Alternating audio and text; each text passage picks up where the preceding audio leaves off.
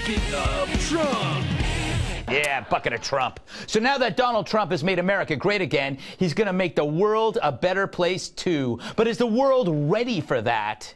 Here's Trump pulling a Gordon Ramsay at the UN about to tell him that their menu sucks. My administration has accomplished more than almost any administration in the history of our country.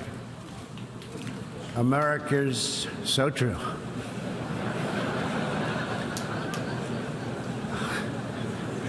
Didn't expect that reaction, but that's okay.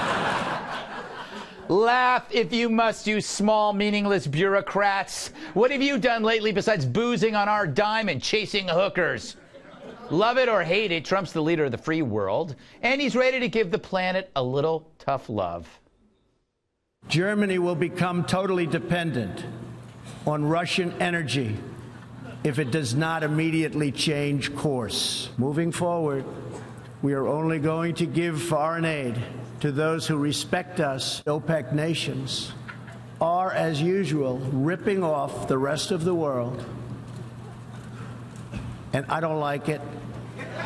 Nobody should like it. Nobody should like it. You know, he's like the American Santa. He's telling the world who's been naughty and nice, but everybody's naughty. Everybody on his list is naughty. And he's just getting started.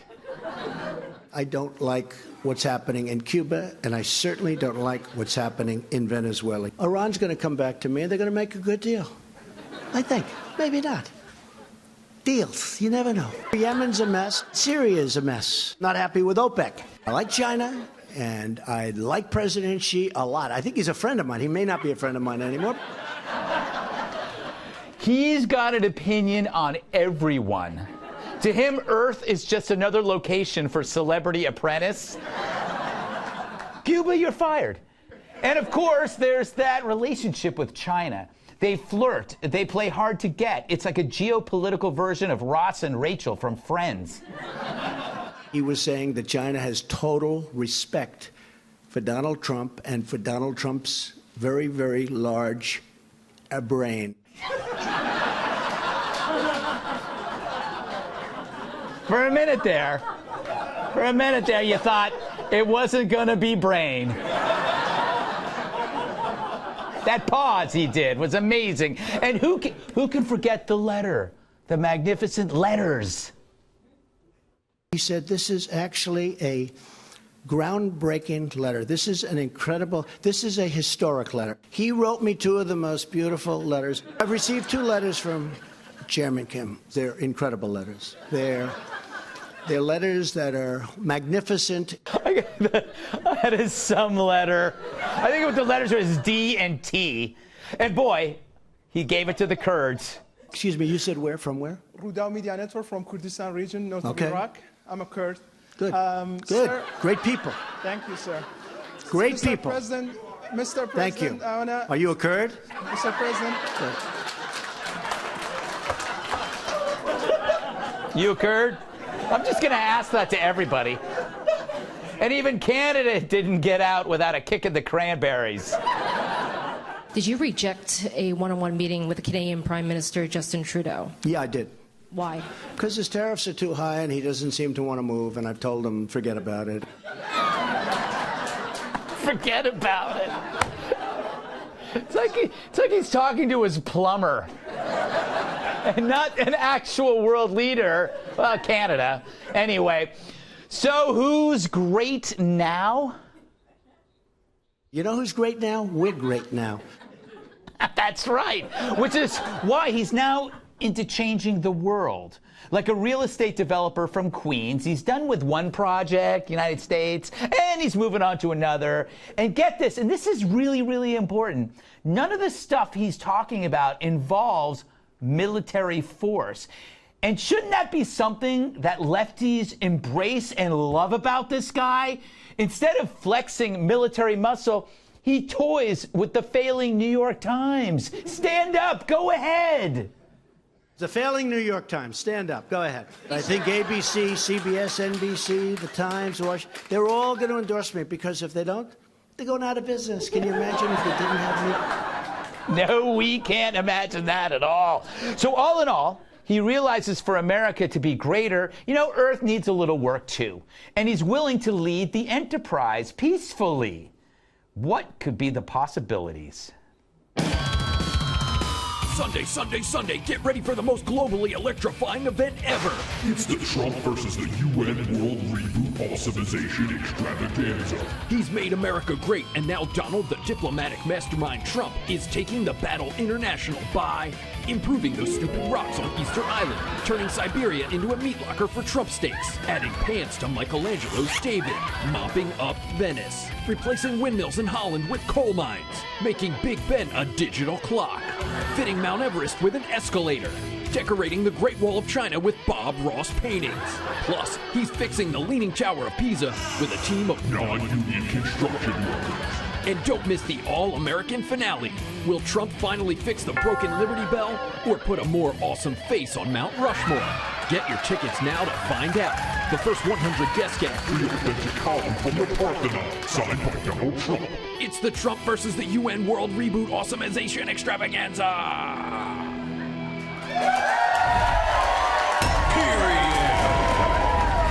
Let's welcome tonight's guest. She's so bright the North Star calls her for advice, attorney and Trump Campaign Advisory Board member Madison Gessiato. And he's so smart it hurts. Washington Times opinion editor and Fox News contributor Charlie Hertz. She's so bright she moonlights as Moonlight. National Review reporter Kat Timpf.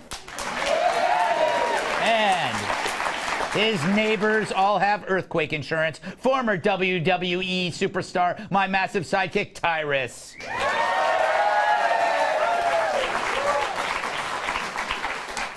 Charles, it's so interesting when there are people talking about that press conference and they act like it's some kind of weird freak show. And I'm looking at it and I'm going, I'm watching a guy with an incredibly nimble mind bounce all over every single issue and talk about fixing them as though it's a construction project. Yeah.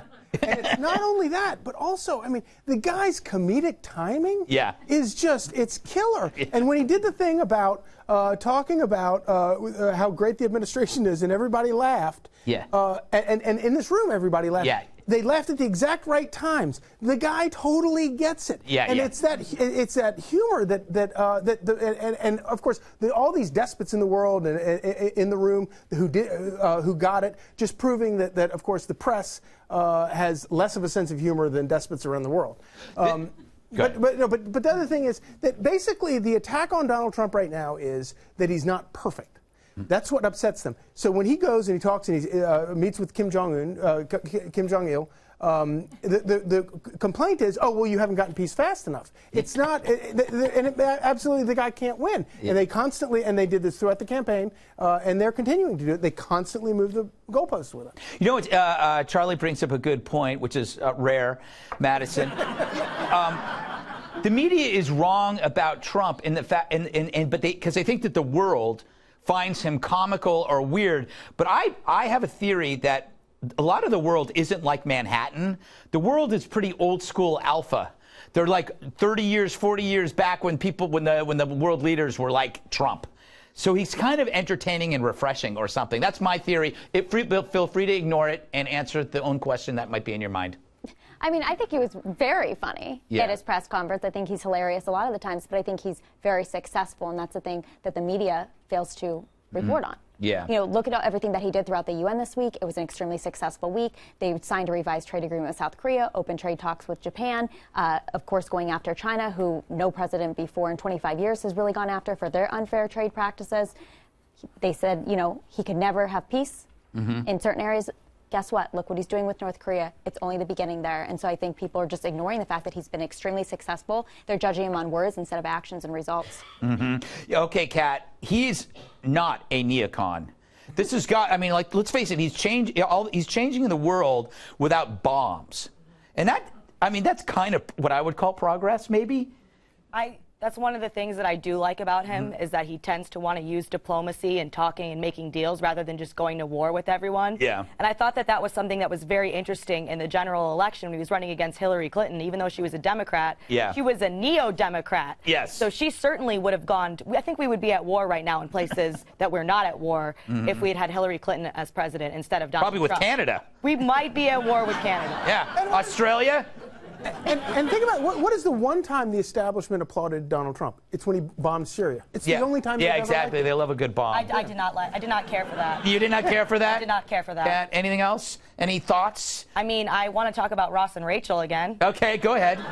I just don't think it should have taken that long for them to work it out. Yeah, that is true. Yeah. Oh, it's almost getting a smattering of applause. They were on a break. Tyrus. I look at when he speaks to the world and when he gives his speeches, a lot like someone who just beat the rap on a case and everyone who testified against him is at the barbecue and he just showed up. Yeah. They're all, he knows every one of them. I know what every one of you did, but I'm here. And so the laughing is a lot of nervous laughing. Yeah. It's That's true. He's coming from a place of power, and I think he's probably one of the, I can't remember a president who chose to use it. Listen to me when I speak. Yeah. And if you don't, you're going to wish you had. It's very underlying. He kind of talks them away, very similar like when somebody borrows money from me and they don't pay it back. Yeah. He appeals to your senses. Like, say, for example, Joe, you like walking. Joe will say, yes, I do. Well, for you to continue to do so, you need to pay me the money I lent you plus 10%. That is how he talks to the world, and I think they get it. Joe got it. Yeah, Joe got it. Is he walking? Joe? Yeah. He will be fine. He's healing nicely in an undisclosed location.